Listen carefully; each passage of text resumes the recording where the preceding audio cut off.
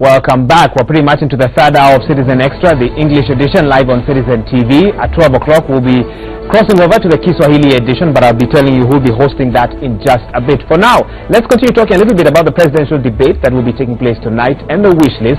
I've had my expert analysis in studio with my panel here. They've helped us to take a look at certain sectors and what they expect to see from presidential candidates should they win on the or whoever will win rather on the 8th of August, and also what topics they'd like to be discussed.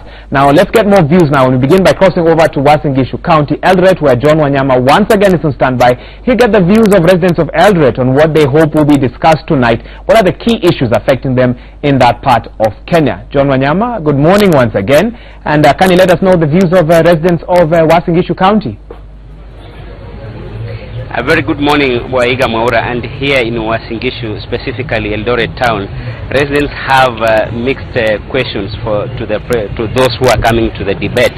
And this, Maura, you know, this being a region of a basket to the country, food basket to the country, I think most of them have several questions. If they will really talk about maize, they will talk about fertilizer, and how they will ensure that farm inputs, maybe the price for the farm inputs will go down.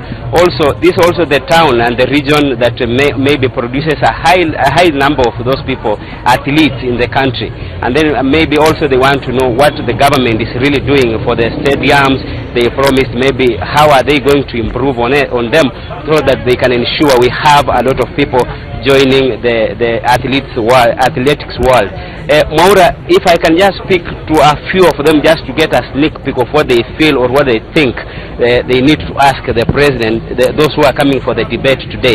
If I start with you, maybe, what is your question to the presidents who are coming for the debate today? Question yangu ni president ambao wanakuja kwa debate leo. Ile kitu naomba kwao ni amani. Jambo la pili, ile manifesto wameandika ambao tumesoma, ilikuwa wamedeliver hiyo manifesto, ndio Kenya, because Kenya sasa wamerefuka. Wewe andike ile kitu na hautatimiza. So tunaomba ile vitu ambao wameandika manifesto zao wa deliver kwa wananchi. This is hiyo ndio question yangu. Okay. Yeah. If we can move closer. Swali lako kwa hawa marais ambao wakombea urais ambao wanakuja leo. Kwa majina ni Simon Mumia, mkaaji wa Eldoret. Swali langu kuu ni kuhusu swala la ukabila. Sababu Kenya yenyewe ukabila iko na ukabila haitaisha. Nikianza kwanza na swali kwa rais wetu Uhuru Muigai Kenyatta, nikisema ukabila, wakati wanatembea wakiongelea kuhusu ukabila, mimi ninaona hakuna njia yote yenye wanaweza ondoa swala la ukabila. Sababu nikianza kumulika siasa ya 2007, rais wetu alikuwa leader of opposition. Lakini ilifika kiwango sasa kimeumana, aliona ni afadhali awachane aunge rais Kibaki mkono. Wakaetembea pamoja na Kibaki. Tumeona siasa ya mwaka hii, tulikuwa na Martha Karua pale, tulikuwa na Peter Kenneth. Nimeona tena wakati tena wametoka kwa upande wa presidential race, hawakuunga mtu yoyote pale. Hata Mudavadi alikuwa anatafuta hiyo nafasi, watu wengi walikuwa wanatafuta, lakini wote walifocus na wakasema wanaunga Uhuru Kenyatta. Sasa hilo ndio swali kabisa. Swali la ukabila, watasuluhisha namna gani mambo ya ukabila baina ya sana jamii zetu mbili, Kikuyu na Mjaluo? Sababu ukienda upande wa Wajaluo huko utakuja pata wakati fujo inatokeanga tu wakati labda upande mwingine imeenda huko. Ukiangalia sasa saa hii upande wa Nyanza, hata ukipeleka pale Jubilee ama chama kingine yote hauna nafasi. Hiyo tu ndio swali kubwa. Wanazungumzia kuhusu mambo ya ukabila, watazuia namna gani hapo? Na tunaona tu ukabila wenyewe kuanzia mwanzo. Asante. Okay, mtu wangu karibu wa mwisho. Kwa hakika kwanza sisi tunaomba hawa washindani wawili, rais na mwenzake Raila Odinga, wajitokeze katika mdahalo huu, na ni nafasi nzuri ya kuwaeleza Wakenya yale walioandika katika manifesto yao watayafanya. Mfano, wamesema watabuni nafasi za kazi. Walikuwa wapi miaka yote hii? Sasa watabuni, waje watueleze watabuni njia gani, kwa sababu wanapokuwa wako katika viwanja za makampeni huwa ni story na matusi, hawapati nafasi ya kutueleza vizuri, na Wakenya wakapata nafasi ya kuwauliza masuala ambayo kwamba ni mazuri. Kwa hivyo wao waje na watueleze uchumi wetu umeenda chini sana, watatumia mbinu gani kuinua uchumi wetu wa Kenya wawe na maisha ambayo kwamba ni mazuri, wamuondolee mzigo wa Njiku na Ochieng. Asante. Asante. Madam, if you can move closer, my last person, Maura. Okay. Okay, I'm Jenny Adema. Okay, my question to our president is, how will he or them implement job opportunities to most youth in the counties and sub-counties? Because most youth are jobless, resulting to maybe theft in the counties or in the sub-counties. So my urge to our beloved president is, how will you implement job opportunities to youth? Thank you. Thank you very much, Maura. Those are just a few questions and concerns from residents here in Wasingishu who are having millions of questions to ask our president. And the only prayer they are asking is, let all of them attend so that they can have an opportunity to be asked what they will do and what they will not do.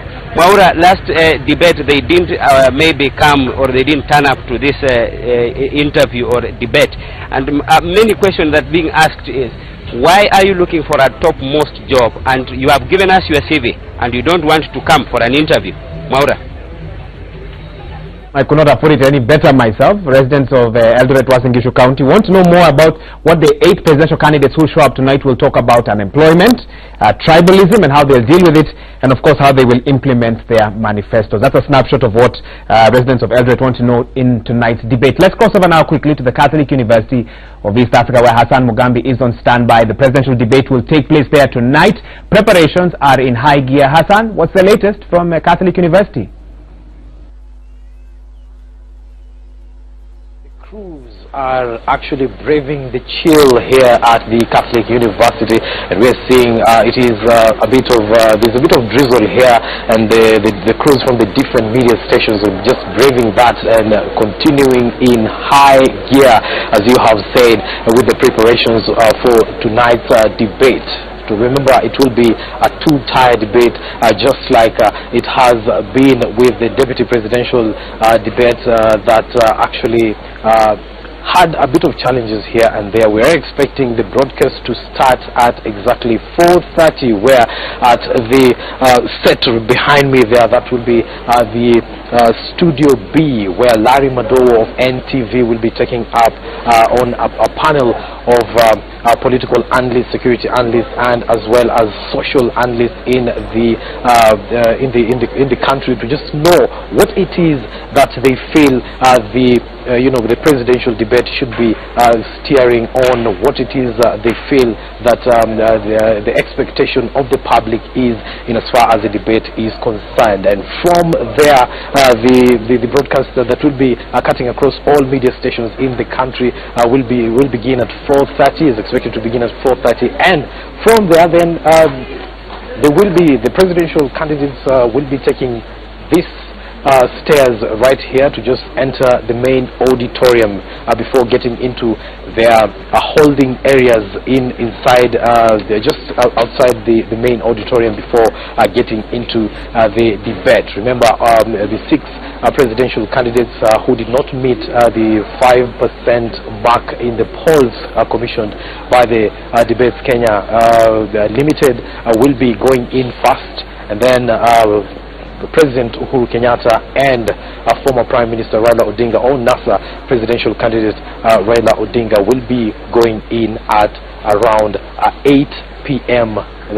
This evening. And then it is a debate that will be steered by Linus Kaikai of NTV and Joe Ageo of KTN, and before that, of course, it will be another one that will be steered by Yvonne Okwara of KTN. That is how the situation is here at the Catholic University. The organizers of the debate remaining hopeful that this time round it will be a very fruitful engagement that will have some impact in the people of Kenya now more than ever. Over to you. Hassan Mugambi, just a quick one for you. Any word from President Uhuru Kenyatta and NASA presidential candidate Raila Odinga about whether they will attend tonight's debate? Well, there was a confirmation from the NASA leader that he might be making his way to tonight's presidential debate. But then again, with the president, it still remains unclear on whether or not he will be coming here. Either way, preparations are in high gear, and we remain expectant that they will be making their way to the debate. Maura. Well, Hassan Mugambi, I guess we'll just have to wait and see, and let's see what will happen at 4:30 p.m. when the presidential debate officially kicks off. Thank you so much to all of you who are talking to us on our social media platforms and SMS line 22422. I'm going to read some SMSs and then allow my panelists to respond to what they've heard in terms of SMSs and what they've seen on TV as well from Eldoret. We'll also be crossing over to Kisumu County in just a bit to hear what residents of Kisumu would like to hear discussed tonight in the presidential debate. But for now, first things first, let me read some of your SMS feedback. Gaston Mujomba from Mombasa would like on his presidential wish list, good morning, citizen. Internet connectivity should be distributed, connected, and prices lowered down to the level electricity or down to the level of electricity across the entire country to encourage and spread digital business literacy. So that's one wish list from Gaston Mjomba. Another one here, let's see. Wanyama from Kitale seems to echo what Octopizo was talking about. He'd like to ask President Uhuru, how much money does KRA collect in a year, and give details of how it's spent? Question 2, how much money has the government borrowed locally and internationally in the last 4 years, and how has the money been spent? Give us a breakdown. That is Wanyama from Kitale. Nanjama from Kitengela says, wow, I wish you could be doing forums like this that show the other side of Kenya, bringing intelligent people to your panel, not just politics. Please, please, guys, keep it up. Bravo. Somebody here, you don't give us your name, you are a ranger, and you say, I would like to ask the presidential candidates what they'll do to help rangers who are have challenges with their working conditions, poor pay, poor working conditions. And so someone, I think they work for KWS, not sure of the details here, they'd like to know what the presidential candidates will help to improve their working conditions. Someone here who's asking a question to the presidential candidates, but also to the FKF president, what and how will they improve our stadiums and also talent in our country to be able to take us from being a developing country to a developed country? And one other person here, Harun from Nairobi, says, quiz for presidential candidates. He'd like to ask the candidates, why preach peace if the process will not ensure justice? What dictates the ensuing of the other? Basically, what comes before the other? And also he'd like to ask the candidates, who and how will you practice zero corruption? So how will corruption be dealt with? I'd like to give each of my panelists a chance to respond to any of the questions here or some of their own. Maybe I start with Nick Mwendwa, because you've been involved, someone has mentioned you here in terms of stadiums, and of course that's a question to the candidates as well. You're not a candidate for the presidential race, I need to make that clear, but you have a stake. I think Wariga, allow you I think Wariga, I thought that I'm the only lucky guy to have been elected by these people. That's why when they see me, want to ask direct questions, and I'm very thankful for this. I think, what are we doing? The question is, what are we doing? Just like we are asking the president. So at FKF, as football, what are we doing to move to the next level?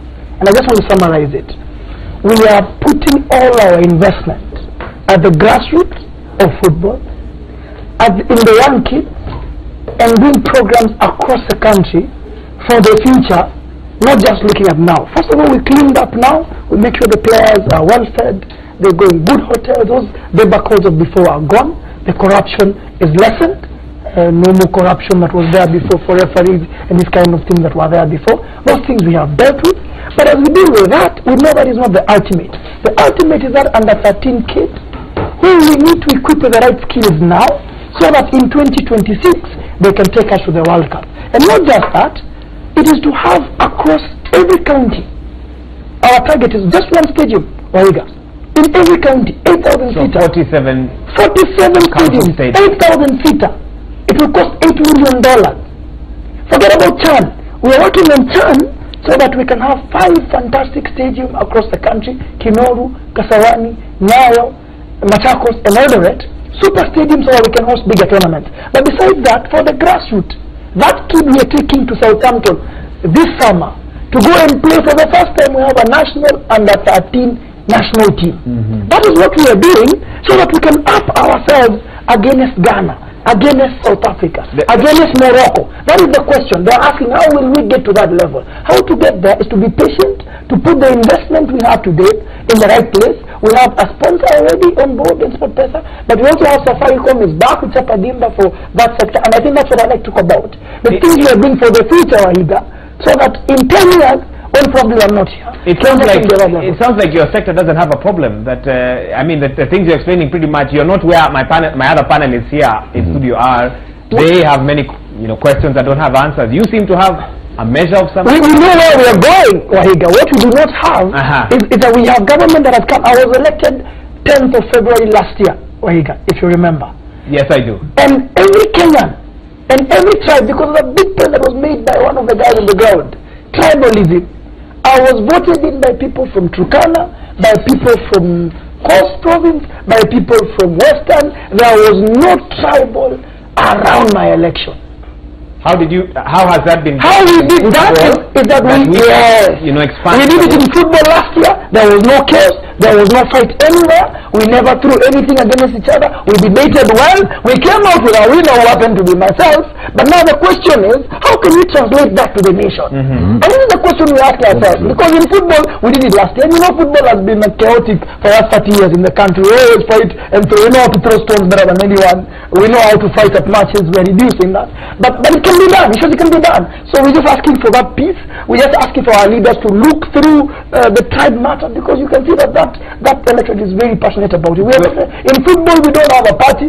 When we call them, they sit together. It's every tribe from North Kenya to everywhere. And I think it's to encourage Kenyans that it can be done. You can always work together. Yeah. Let me bring in Harun Wachira. You spoke quite a bit about mechanization of the process. You spoke a lot about automating our processes. And someone has asked about the internet and internet connectivity. I can allow you to weigh in on that particular point. Okay. Wahiga, let me start with the internet. In Romania, the average cost of like a 2 Mbps connection, which is what you need to be able, for example, to work online and to participate internationally without a problem, you pay about 300 shillings per month. 100%. You have all the connectivity you need.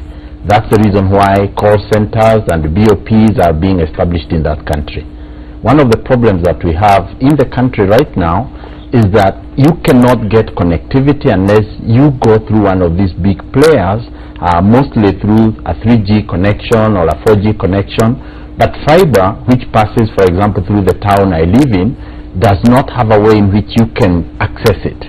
A government needs to address that, so that people in a village can have connectivity, they can have Wi-Fi hotspots. There are very many educated young people in the rural areas, and those kids need to access the internet that can enable them to do business. So I agree with that. I have some ideas about how that can be done, but it's not difficult. It's not something that is rocket science to make that happen. Okay. The second one is on mechanization. There are very many little things that can be done at the local level that can demonstrate tremendous changes in the way things are done in the rural areas in agriculture. For example, a seed planter that can be pushed by an individual. You buy one in a village, give it out as a donation, all the Juakali people will copy it. You take a system that can extract banana fiber. I don't know whether you know it, but you can extract banana fiber and make bags and baskets that can be used to transport coffee using that banana stem which is thrown away. But people need to see these examples. They need to be shown cottage industries that work, a small pastoralizing system for milk. After that, they copy them. I think the mechanization, therefore, we are talking about is not the big scale mechanization, but very, very simple techniques for planting or for testing the soil, for obtaining results, and for hand-holding people into produce to international standards. So you feel that all Kenyans need to see is an example of innovation, yes, and they will quickly copy, which some have considered a problem in this country, but you think it can work out well because when they copy, they can come up with cheaper ways of innovating, and that will spread faster. I can give you an example, Higa. In Mwea, I put together a shop that just sold milk on a clean tabletop. Before, all milk there used to be sold on bicycles or motorbikes. Within 6 months, we had more than 40 shops that were built all around us that were better than the one I built. I just needed to show one. And there are very many areas where that can be made to happen. Please allow me to say something on corruption. Briefly, I need to give the other panelists a chance to contribute. One more point, maybe. Only on corruption. Okay. My point about corruption, Wahiga, is that a country like Singapore addressed corruption by managing it directly from the top. You cannot manage corruption in any other way. I think institutions will take a long time, but if the president decides today that he will catch 300 policemen who are taking bribes, they can be caught and they will set up an example. If he decides that people will be prosecuted, they can be prosecuted. I would like to say, because corruption is endemic in our country and it is hindering so much of everything that we are trying to do, I would like to see a president who is actively fighting it in a way that can be seen by every Kenyan at wherever level they are being affected by corruption. Thank you, Harun Wachira, for that. I trust and believe the 8 presidential candidates have listened to your sentiments. Patrick Obath, let me also give you a minute just to give your parting shots and reactions to what we've been discussing in studio, whether via SMS or from our correspondent. I think let us look at the evolution of the way we Kenyans have taken the political divide, the political environment, and also elections. A few years ago, everybody was saying haki yetu. Haki yetu was then put into the constitution. So our rights are known. They're in the constitution, so that is very clear. What needs to happen next is wajibu wetu, which is our responsibility to ensure that that constitution is actually implemented to the benefit of the people of Kenya. So we need as a nation to move away from haki yetu to wajibu wetu. And if we do that, then we can start developing this nation, and you've heard what the other panelists have talked about, creating jobs and doing everything else. That will come when we take our responsibility as Kenyan citizens in accordance with the dictates of the Constitution. And that is something that I think the parliamentary candidates who are coming in and the presidential ones have to take into consideration when they are deciding how they're going to govern this country. Okay, so less of Serikali's idea and more of what can we do to build our nation. In one way, you could also look at it that way. Octopizo, I'll give you a chance to just to give your parting shot and your response to what sort of feedback we're getting here in studio. Go ahead. Personally, I would like to just add on that the government or whoever are in charge should start looking at other informal ways of supporting young people.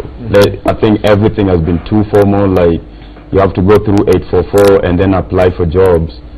But there's many informal ways through the Juakali sector that employs many young people so that they can curb this like job thing. And when you give, like I was reading yesterday, 200,000 people now are employed on this election thing during this election period. 200,000. These are guys who didn't have jobs. Then now what will happen after election? 200,000 people will not have. That's not a job when you do it for 1 week. It's not a job. There's being employed for a moment. That means you can do 5 jobs in a day. When you do 5 jobs in a day, you're technically not employed. You're hustling.